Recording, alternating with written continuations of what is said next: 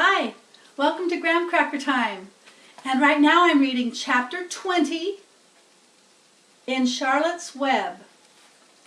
It's called The Hour of Triumph. Special announcement, said the loudspeaker in a pompous voice.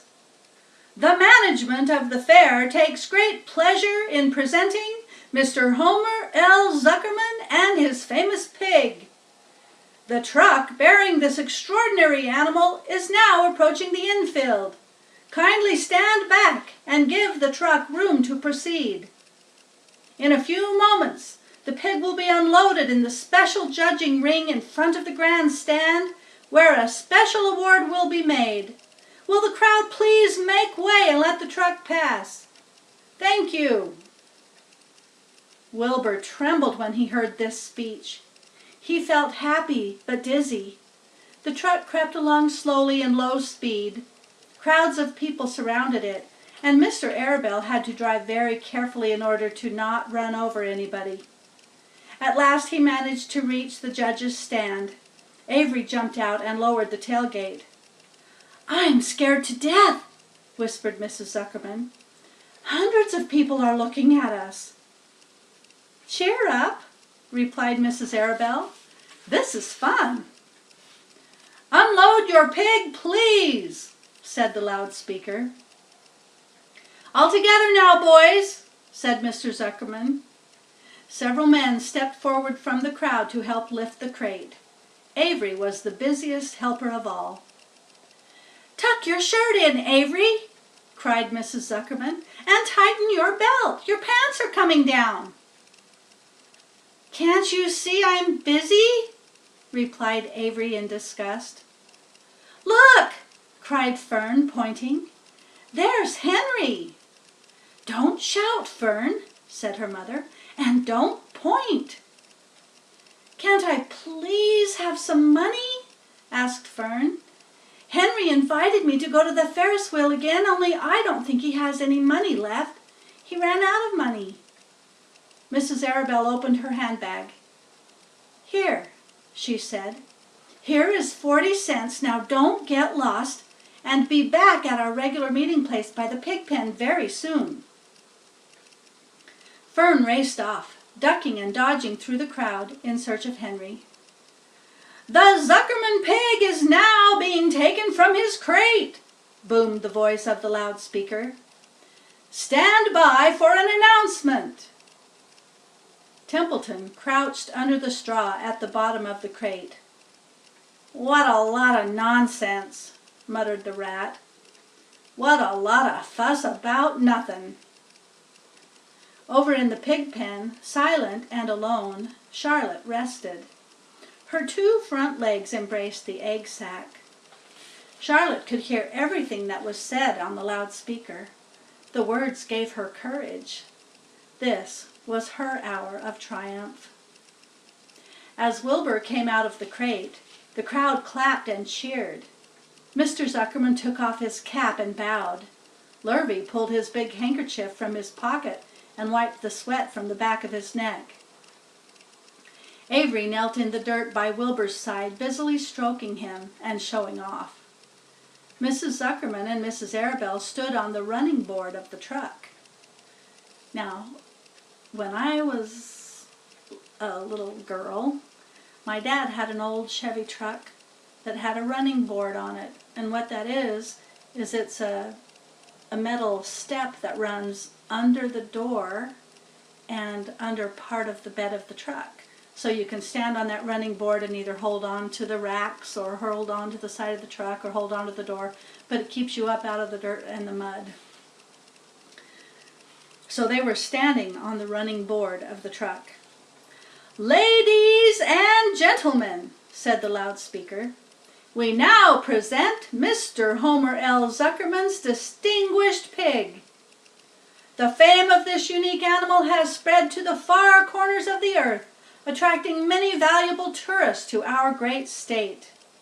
Many of you will recall that never-to-be-forgotten day last summer when the writing appeared mysteriously on the spider's web in Mr. Zuckerman's barn, calling the attention of all and sundry to the fact that this pig was completely out of the ordinary. This miracle has never been fully explained, although learned men have visited the Zuckerman pig pen to study and observe the phenomenon. In the last analysis, we simply know that we are dealing with supernatural forces here, and we should all feel proud and grateful. In the words of the spider's web, ladies and gentlemen, this is some pig. Wilbur blushed. He stood perfectly still and tried to look his best. "This magnificent animal," continued the loudspeaker, "is truly terrific. Look at him, ladies and gentlemen. Note the smoothness and whiteness of the coat. Observe the spotless skin, the healthy pink glow of ears and snout." "It's the buttermilk," whispered Mrs. Arabelle to Mrs. Zuckerman. "Note the general radiance of this animal. Then remember the day when the word radiant appeared clearly on the web. Whence came this mysterious writing? Not from the spider, we can rest assured of that. Spiders are very clever at weaving their webs, but, needless to say, spiders cannot write." "Oh, they can't they?" murmured Charlotte to herself. "Ladies and gentlemen," continued the loudspeaker, "I must not take any more of your valuable time. On behalf of the governors of the fair, I have the honor of awarding a special prize of $25 to Mr. Zuckerman, together with a handsome bronze medal suitably engraved, in token of our appreciation of the part played by this pig, this radiant, this terrific, this humble pig, in attracting so many visitors to our great county fair." Wilbur had been feeling dizzier and dizzier through this long complimentary speech. When he heard the crowd begin to cheer and clap again, he suddenly fainted away. His legs collapsed, his mind went blank, and he fell to the ground, unconscious. "What's wrong?" asked the loudspeaker. "What's going on, Zuckerman? What's the trouble with your pig?" Avery was kneeling by Wilbur's head, stroking him. Mr. Zuckerman was dancing about, fanning him with his cap. "He's all right," cried Mr. Zuckerman. "He gets these spells.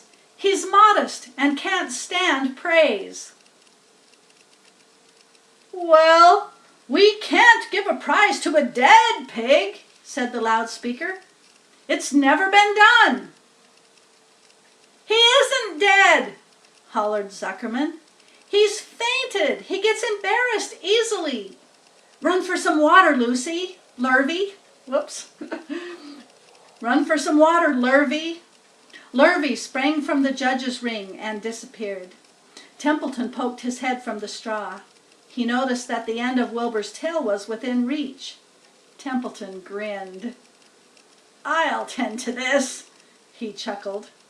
He took Wilbur's tail in his mouth and bit it, just as hard as he could bite. The pain revived Wilbur. In a flash he was back on his feet. "Ouch!" he screamed. "Hooray!" yelled the crowd. "He's up! The pig's up! Good work, Zuckerman! That's some pig!" Everyone was delighted. All right, now here's a picture of the pig fainted. Wilbur fainted on the ground. Mr. Zuckerman was the most pleased of all. He sighed with relief. Nobody had seen Templeman. The rat had done his work well. And now one of the judges climbed into the ring with the prizes. He handed Mr. Zuckerman 2 $10 bills and a $5 bill. 2 10s and 2 5s. How many is that? That's right, $25. Then he tied the medal around Wilbur's neck. Then he shook hands with Mr. Zuckerman while Wilbur blushed. Avery put out his hand and the judge shook hands with him too. The crowd cheered. A photographer took Wilbur's picture. A great feeling of happiness swept over the Zuckermans and the Arabelles. This was the greatest moment in Mr. Zuckerman's life. It is deeply satisfying to win a prize in front of a lot of people. And here's a picture of them shaking hands and taking a picture.